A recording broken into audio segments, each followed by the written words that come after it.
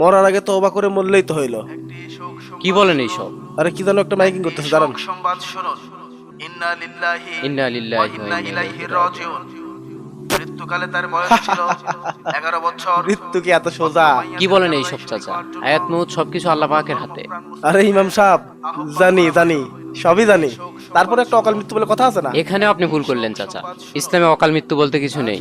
প্রত্যেকটা মানুষকে, প্রত্যেকটা প্রাণীকে তার নির্ধারিত টাইমে মৃত্যুবরণ করতে হবে, আর এটা আল্লাহ পাকের হাতে। আরে ইমাম সাহেব, অকাল মৃত্যুর কথা বলেন আর যেই মৃত্যুর কথাই বলেন, সব মৃত্যুর কারণ হলো খাবার। তার তো ভালো মতো খাইতে পারে না। আপনি আমার দিকে তাকান, আমি সব সময় মাছ মাংস খাই, ফলমূল খাই, আবার বয়স 50 বছর, কিন্তু লাগে 20 বছরের ইয়াংয়ের মতো। বুঝলেন না ব্যাপার স্যাপার? সবই বুঝলাম, কিন্তু চাচা চুল পেকে যাওয়া মানে মৃত্যুর চিঠি এসে যাওয়া, আর আপনার তো মাশাআল্লাহ প্রায় অর্ধেকের বেশি চুল পেকে গিয়েছে।